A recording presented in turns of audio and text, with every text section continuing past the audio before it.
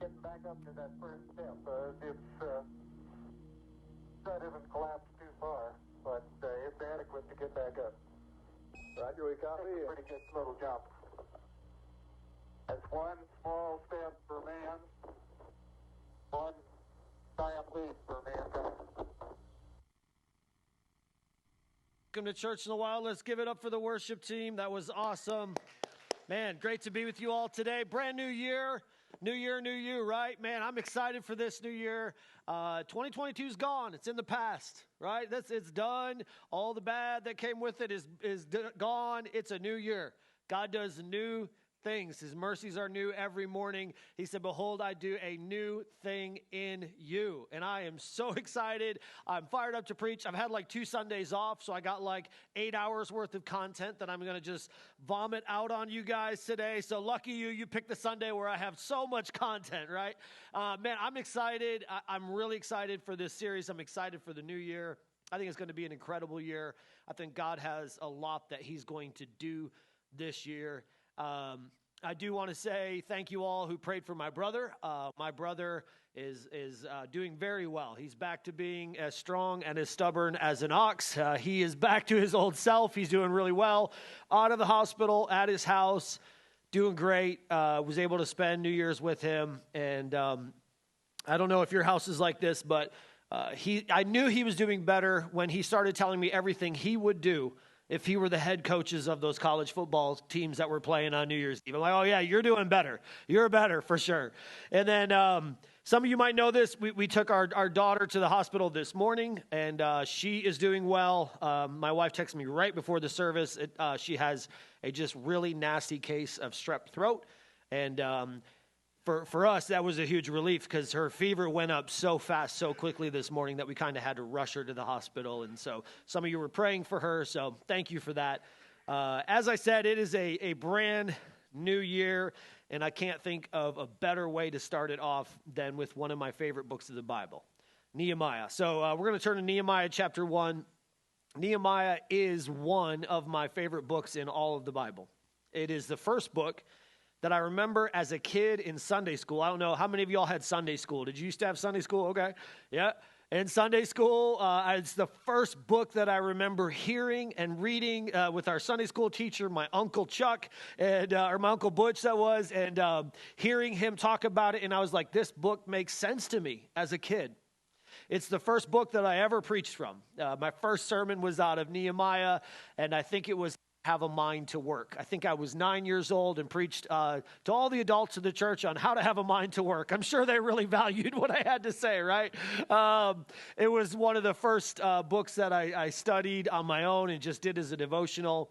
And this is actually the first time as a pastor that I'm ever going to preach from it. So I'm super excited. Nehemiah chapter 1, verse 1, the words of Nehemiah, the son of Hakaliah, which is an awesome name, Hakaliah.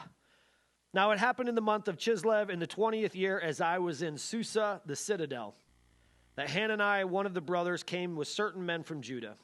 And I asked them concerning the Jews who had escaped, who had survived the exile, and concerning Jerusalem.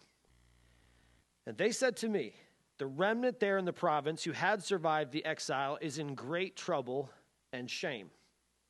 The wall of Jerusalem is broken down, and its gates are destroyed by fire.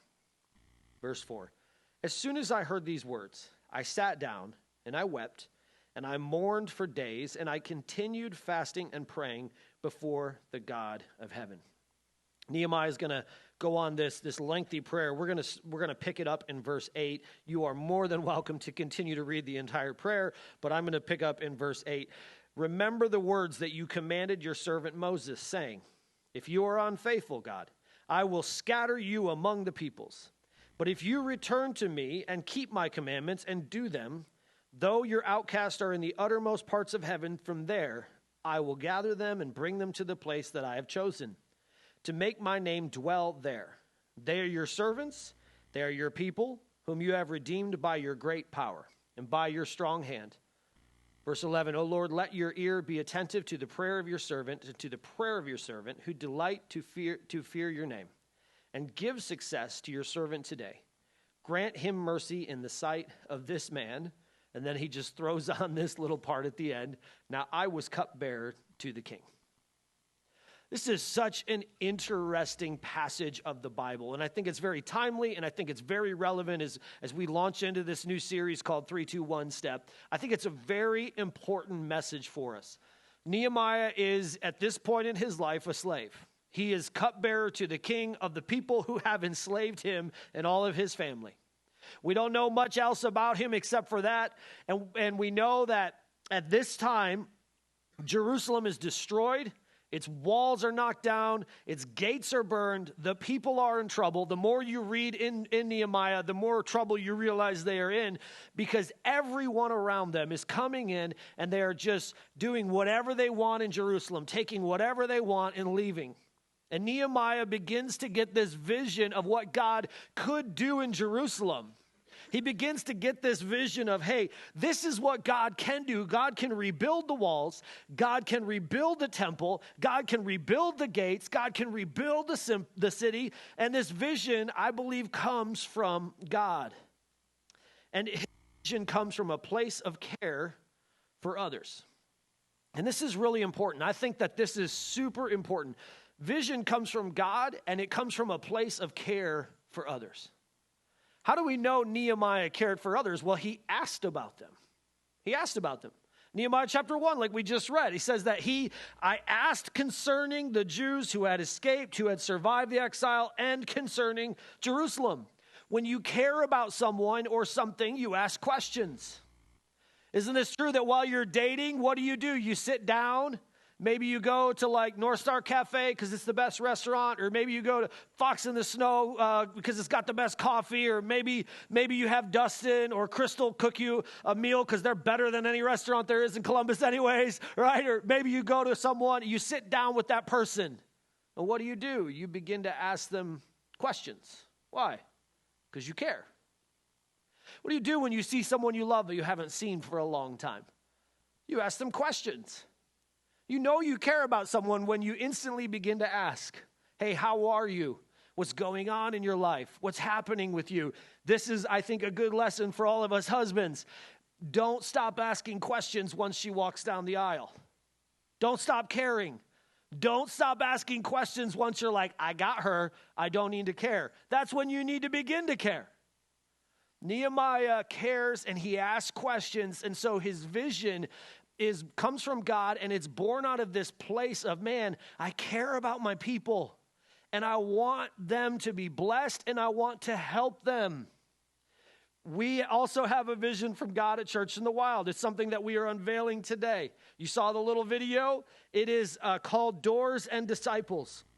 We're taking 3 steps over 2 years because we have one big vision. One of the areas that we have a vision for is taking a step into the door of the future.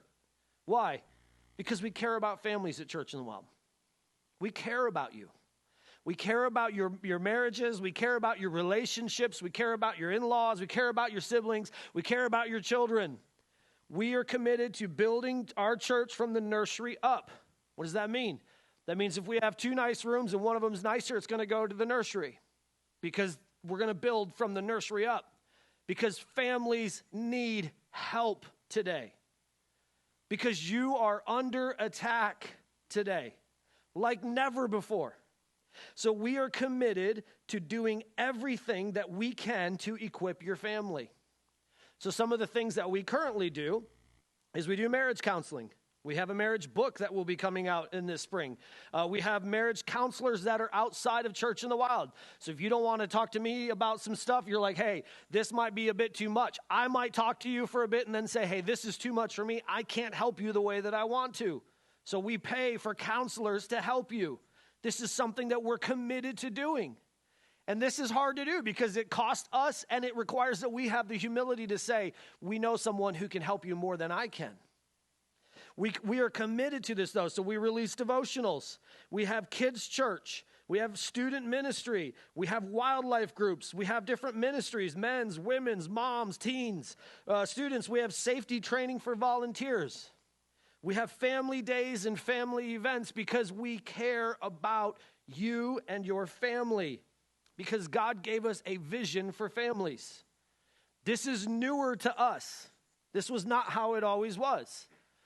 Before COVID, we didn't have this big idea of pouring into families. We said, you know what we're going to do is we're going to help anyone. And then God began to focus it during COVID because we began to realize how much pressure moms and dads and husbands and wives were under.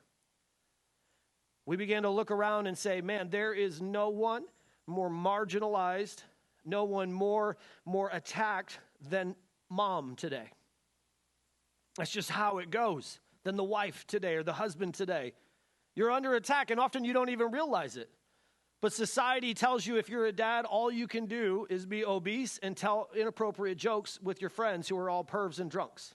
That's what culture tells you have to be a dad in America. And that is not the case. You can be more than that. And so we want to help at Church in the Wild. God gave us this vision, and it rose from a place of care. We see what is happening around us, and we want to do everything that we can to help your marriage, your family, your students, and the people you know and you love. We care about that.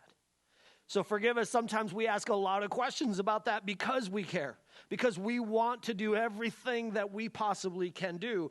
But then I want to point out to you that God's vision is fueled by generosity. God's vision is fueled by generosity. Look at Nehemiah chapter 2. Nehemiah chapter 2, in the month of Nisan, they make a great truck. In the 20th year of King Artaxerxes, when wine was before him, I took up the wine and gave it to the king. Now I had not been sad in his presence before. And the king said to me, why is your face sad, seeing you are not sick? This is nothing but sadness of the heart. And I was very much afraid, he should be. And I said to the king, let the king live forever. Why should not my face be sad? When the city, the place of my father's graves, lies in ruins, and its gates have been destroyed by fire. Then the king said to me, what are you requesting? So I prayed to the God of heaven. I love this because, man, you're a slave in an enemy territory, and you're supposed to be a positive person, and the one person who can just end your life with a snap of the fingers, you walk in and you're sad in front of, and so he's scared, and he's like, God, you got to help me with this.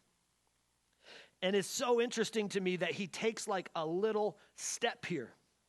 He says, so I prayed to the God of heaven and said to the king, if it pleases the king, and if your servant has found favor in your sight, that you send me to Judah, to the city of my father's graves, that I may rebuild it.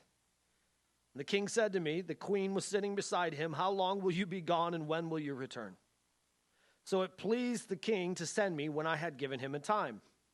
So he takes this step. This is so interesting to me. He takes a step in going to the king sad. He takes a step in praying to God. Then he takes a step in asking to be allowed to go home and to rebuild. Then it says in verse 7, I said to the king, if it pleases the king, let letters be given to the governors of the province beyond the river, that they may let me pass until I come to Judah. And a letter to Asaph, the keeper of the king's forest, that he may give me timber to make beams for the gate of the fortress of the temple, for the walls of the city, and for the house that I shall occupy. The king granted me what I asked, for the good hand of my God was upon me. So pick this up real quickly with me. Nehemiah has this vision from God. His vision is to rebuild Jerusalem, and he knows he can't do it all in one day. He goes to the king. He's willing to take a step of faith and say to the king, hey, I want you to help me rebuild it. And the king says, okay. And then he takes another step right then. And he's like, and by the way, can you send this letter to this guy and this letter to this guy? Can you do this? Can you do this? He has a whole strategy, and he's concerned for people. He gets a vision to help them. The king hears it, and then the king gives generously, and the vision begins to grow. God uses our generosity to further his mission. Now, we could talk about generosity in a lot of areas of life, and we'll get to them in a minute, but how does he do that here at Church in the Wild? He does this at Church in the Wild through different groups of people. There are occasional givers. These are people who say, you know what, I give whenever I feel like giving. Like if there's a moment where I'm like, oh, that was a good sermon, I'm going to give some money to that sermon. There are frequent givers. These are people who they give, but we would not consider that they tithe. What that means is that someone who gives but doesn't tithe is like they give, but it's not the first 10% of their finances. And then we have what we call tithers. These are people who give the first 10% of everything they bring in to God. Then there are generous givers who give above what God asks.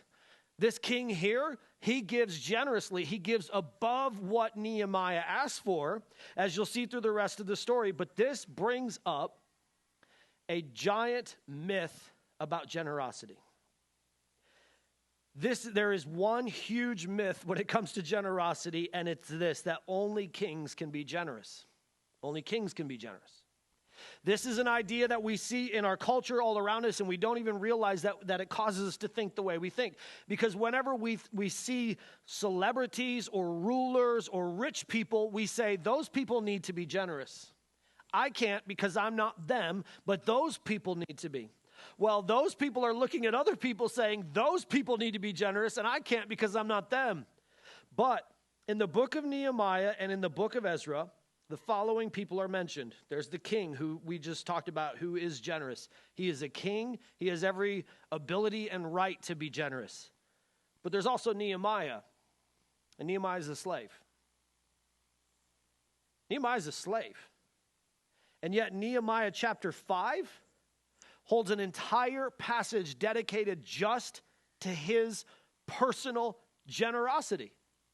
Which is so interesting because if you think about it, the way I would probably look at it is like I'm being generous by running this show. I don't have to be generous financially as well.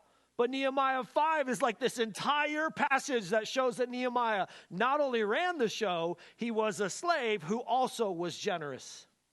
Then we have a group of people called the priests. These are religious leaders. And we have another group of people called the leaders of the households of Israel. These are leaders in a country that's oppressed by another country and heavily taxed. Then there's another group of people called the people. Nameless, unknown slaves. And every one mentioned in the entire book of Nehemiah is generous. The king and the commoner. The priest and the slave. The rulers and the servants. Every one of them is. They all give generously. Why? Because generosity is about who we are, not about what we have. Generosity is about saying to yourself, I am a generous person. And I'm making that commitment to be a generous person, regardless of circumstances and situations or the things that happen around me. So a generous person says, it doesn't matter to me that the mom of 3, who was the waitress, was rude to me and didn't get my steak quite right, while other people around the world can't eat anything, and I have a steak and she didn't get it quite right, and she has 3 children and she's a single mom. It doesn't matter to me if she didn't get it quite right. I'm still going to generously tip her, because generosity is about who I am, not about what I have. Generosity says, hey, if we go to a good coffee place, I'm not going to refuse to tip. You know, they flip the thing towards you now. Like you put your card in, they flip it towards you, and then they try to look away. So it's not like, so they're not making eye contact with you while you just hit no, you know, like whatever. Generosity says it's not about how good the coffee is. It is about the fact that I am a generous human being, because that's who I am. My wife and I have decided to try to live this way. It's not always easy. Sometimes you don't want to be generous. It's a holiday season, right? Both of my vehicles broke. My brother went to the hospital, and then my daughter did. And my dog now has to go to the vet. It's not always easy. But generosity is not about what we have or do not have. Generosity is about who we are as people. And who are we as people? Well, we're the children of a generous king. See, generosity says this. It says, I can be generous to other people because I know that my king is a good king, and he gives to me abundantly above all that I ask, seek, or imagine. So if I put my faith in him and I trust him to take care of me, I can then live the way that God has called me to live, because I know who he is. At the end of the day, generosity is just about showing that God can do more with our less than we can with our more. That's what generosity is really about. It's about saying, I'm going to be generous with compliments. I'm going to be generous with my time. I'm going to be generous with my talents. I'm going to be generous with my finances to anyone and everyone in need, whether they ever deserve it or not. I'm going to be generous to them because I know that when I give things away, God who's in heaven blesses abundantly above what I can ask or imagine, and he gives more to me. And so I know that if I have less, he will do more with that than I can by controlling it to myself and saying, no, this is mine. I will take care of this. Refusing to be generous is a little bit like this. It's a little bit like, let's say Jet comes up to me and he's like, hey, dude, I got $500 for you today. And he's like, I just felt like giving this to someone because I got so much money, you know? Like I'm low, so I'm just going to give you. And then he gives it to me. And then the next week he comes up and he's like, hey, dude, do you have $10 for a cup of coffee? And I'm like, no, this is my money. I don't have that. Not for you. Because you're not going to buy coffee. You're going to buy Mountain Dew. I know what you're up to. That's a little bit what it's like to refuse to be generous to a God who gives us everything. Everything. There's an argument against this. It's a common argument. And it says, okay, that whole story's in the Old Testament, but I believe in the New Testament, which is fine. You can make that argument, but I want to show you Mark chapter 12, verse 41. Mark chapter 12, verse 41. This is Jesus. He sat down opposite the treasury, and he watched people putting money into the offering box. This is interesting because the Bible on purpose puts the word offering box because this is implying that the people who are giving the offering have already given their tithes. This is what the offering box is. It's not like a part where they all come in and present their tithes to the priest. This is on top of that. Many rich people came and put in large sums. Awesome. Very good. That's great. And a poor widow came, and she put in 2 small copper coins, which make 1 penny. And he called his disciples to him and said to them, truly I say to you, this poor widow has put in more than all those who are contributing to the offering box. For they all contributed out of their abundance, but she out of her poverty has put in everything she had, all that she even had to live on. This is generosity. She is demonstrating that generosity is not limited to what we have. It is about who we are as humans. It is about who we are as children of a generous king. When we become generous, people see our vision and our mission, and it begins to grow, and then God begins to bless us. And we say, well, look, that's great. I'm not there. And that's fine. Honestly, that's fine. So I'm not her. I'm not Nehemiah. I'm not there. What I'm going to ask you to do as we go into this series is just consider Psalm chapter 37, verse 23. Psalm chapter 37, verse 23. The steps of a man are established by the Lord when he delights in his way. What I'm going to ask you to do through this series is to take a step, to make a choice, to begin to pray about someone who takes a step towards generosity to those around you. Why? Because in that video we played before the sermon, we heard Neil Armstrong say, that's one small step for man, but it's one giant leap for mankind. And here's what I found in life. When I'm willing to take a step, our church can also take a step. There are things that I want our church to be able to do. There are things that I dream about our church doing. There are things that I dream about Westerville accomplishing. There are things that I dream about our city doing. There are things that I dream about the church, like all of the church, the kingdom of God accomplishing. And I realize that if I'm willing to take a step like Nehemiah was, then that can begin to happen. There's a Chinese philosopher who said, a journey of 1,000 miles begins with a single step. When the king is generous, God begins to give a generous vision. The generous vision becomes fueled by others until it becomes accomplished, and Nehemiah records a group of slaves rebuilding an entire city because Nehemiah took a step and he asked an evil king to rebuild his temple so that he could help his people. And here's the entire point of this message. We have a good king who is a generous king. He's not an evil king who puts people in slavery. He's not an evil king who rips families apart and divides them and says, you're coming with me, but you're dying, and you're going here, and you're not. God says, I am a good king. He is our king, and he is good. And so when we go to him and say to him, God, I want to be all that you have called me to be. Can you help me? You have a generous king who says, not only will I help you, I will do so much more than you ever thought or imagined.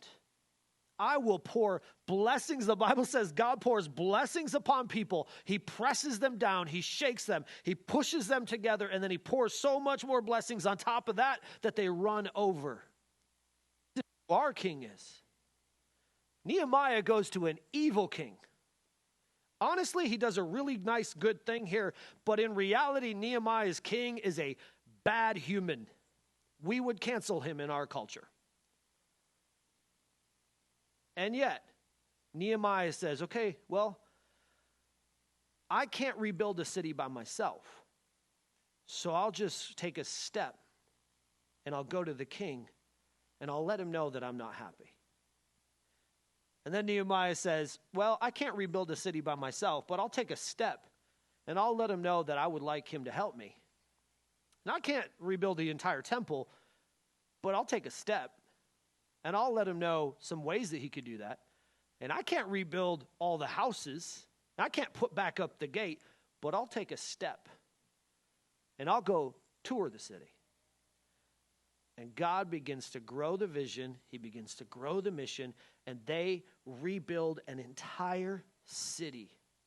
The Bible says that all the older gentlemen who were there watching them lay the foundation of the temple later begin to weep for joy. All because one man took one step.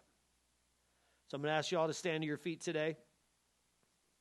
I have never talked about finances before. I think I did it one other time in the history of all of my preaching, and I think I've preached over 10,000 sermons by this point. I'm not comfortable talking about it. I don't love discussing it. But I think that God has a pretty good plan for us as a church, you as an individual, so that he can bless you. When we bless others, God blesses us.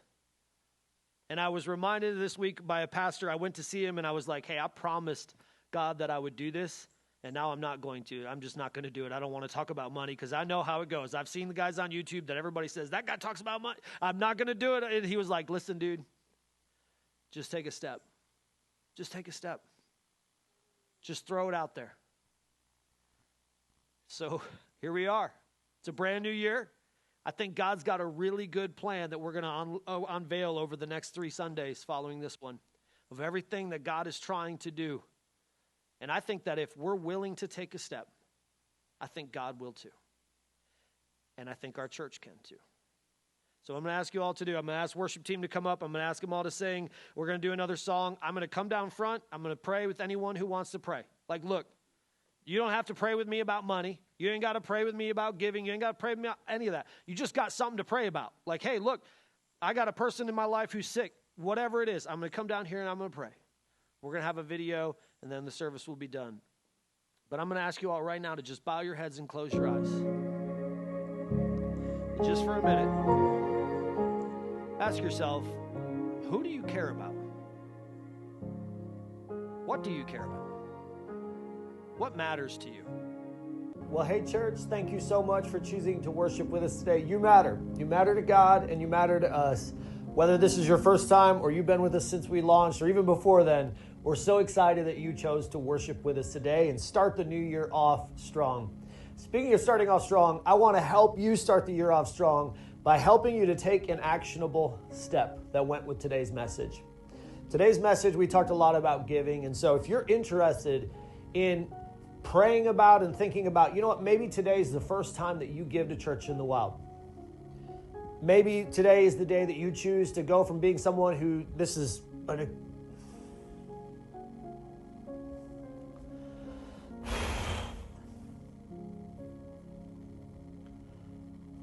Well, hey, church, thank you so much for choosing to worship with us today.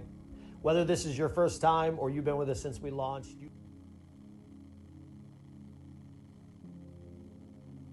Thank you for joining us today, church. So good to see you all here in the new year and just to be able to worship with you.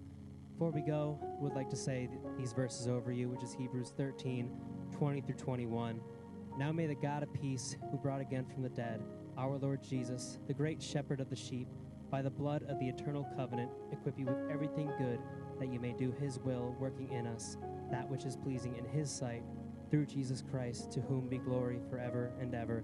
Amen. Remember, church, you matter, Jesus matters, grace matters, and details matter. Have an amazing rest of your week.